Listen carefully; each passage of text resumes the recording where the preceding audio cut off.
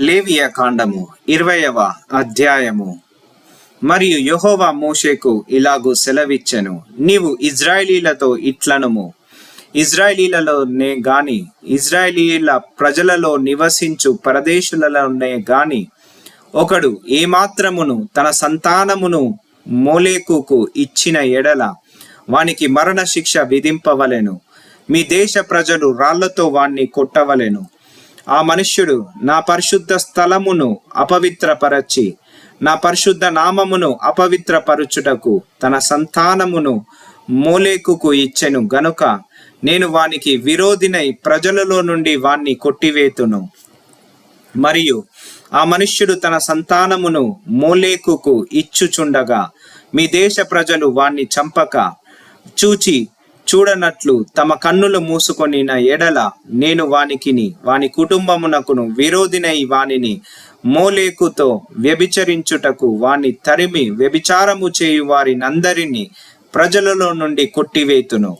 మరియు కర్ణపిశాచి గల వారితోనూ సోదెగాండ్రతోనూ వ్యభిచరించుటకు వారి తట్టు తిరుగువాడెవడో నేను వానికి విరోధినై ప్రజలలో నుండి వాణ్ణి కొట్టివేతును. కావున మిమ్మును మీరు పరిశుద్ధపరచుకొని పరిశుద్ధులై ఉండుడి. నేను మీ దేవుడనైన యెహోవాను. మీరు నా కట్టడలను ఆచరించి వాటిని అనుసరింపవలెను. నేను మిమ్మును పరిశుద్ధపరచు యెహోవాను. ఎవడు తన తండ్రినైనను తన తల్లినైనను దూషించునో వానికి మరణ శిక్ష విధింపవలెను. వాడు తన తండ్రినో తల్లినో దూషించెను గనుక తన శిక్షకు తానే కారకుడు. పరుని భార్యతో వ్యభిచరించిన వానికి అనగా తన పొరుగు వాని భార్యతో వ్యభిచరించిన వానికిని ఆ వ్యభిచారినికిని మరణ శిక్ష విధింపవలెను. తన తండ్రి భార్యతో శయనించిన వాడు తన తండ్రి మానఛాదనమును తీసెను. వారిద్దరికిని మరణ శిక్ష విధింపవలెను. తమ శిక్షకు తామే కారకులు.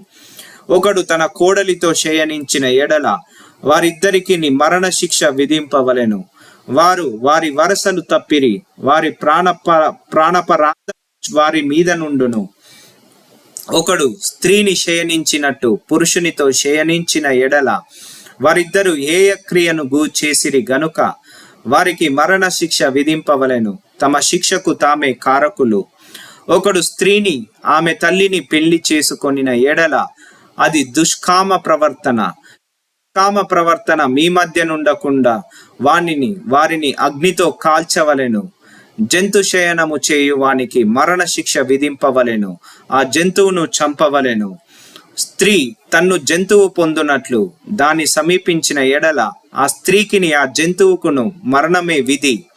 ఆమెను దానిని చంపవలెను. తమ శిక్షకు తామే కారకులు.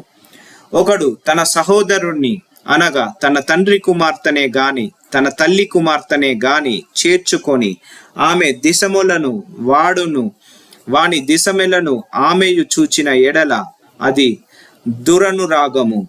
వారికిని తమ జనుల ఎదుటను మరణ శిక్ష విధింపవలెను. వాడు తన సహోదరుని మానఛాదనము తీసెను. తన దోష శిక్షను తాను భరించును.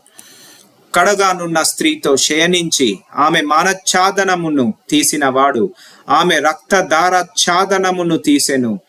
ఆమె తన రక్తఛాదనమును తీసివేసెను. వారి ప్రజలలో నుండి వారిద్దరిని కొట్టివేయవలెను. నీ తల్లి సహోదరి మానఛాదనమునే గాని నీ తండ్రి సహోదరి మానఛాదనమునే గాని తీయకూడదు. తీసినవాడు తన రక్త సంబంధి యొక్క మానఛాదనమును తీసెను. వారు తమ దోష శిక్షను భరించెదరు. పినతల్లితోనే గాని పెద్దల్లితోనే గాని శయనించిన వాడు తన తల్లిదండ్రుల సహోదరుల మానఛాదనము తీసెను. వారు తమ పాప శిక్షను భరించెదరు. సంతానహీనులై మరణమగుదురు. ఒకడు తన సహోదరుని భార్యను చేర్చుకొనిన ఎడల అది హేయము. వాడు తన సహోదరుని మానఛాదనమును తీసెను. వారు సంతానహీనులయ్యుందురు.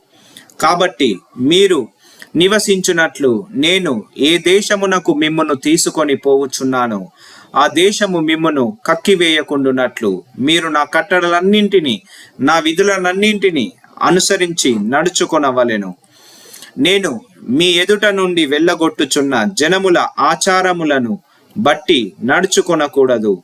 వారు అట్టి క్రియలన్నీ చేసిరి గనుక నేను వారి యందు అసహ్యపడి తిని. నేను మీతో చెప్పిన మాట ఇదే, మీరు వారి భూమిని స్వాస్థ్యముగా పొందుదురు. అది అనగా పాలు తేనెలు ప్రవహించు ఆ దేశము మీకు స్వాస్థ్యముగా ఉండునట్లు మీకిచ్చేదను.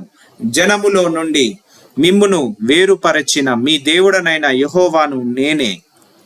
కావున మీరు పవిత్ర జంతువులకును అపవిత్ర జంతువులకును, పవిత్ర పక్షులకును అపవిత్రత పక్షులకును విభజన చేయవలెను. అపవిత్రమైనదని నేను మీకు వేరు చేసిన ఏ జంతువు వలననే గాని, ఏ పక్షి వలననే గాని, నేల మీద ప్రాకు దేని వలననే గాని మిమ్మును మీరు అపవిత్రపరచుకొనకూడదు. మీరు నాకు పరిశుద్ధులై ఉండవలెను. యెహోవాను నేను పరిశుద్ధుడను. మీరు నా వారై ఉండునట్లు అన్యజనుల నుండి మిమ్మును వేరుపరిచితిని. పురుషుని అందేమి, స్త్రీ అందేమి, కన్న పిశాచి అయినను సోదె అయినను ఉండిన ఎడల వారికి మరణ శిక్ష విధింపవలెను. వారిని రాళ్లతో కొట్టవలెను. తమ శిక్షకు తామే కారకులు.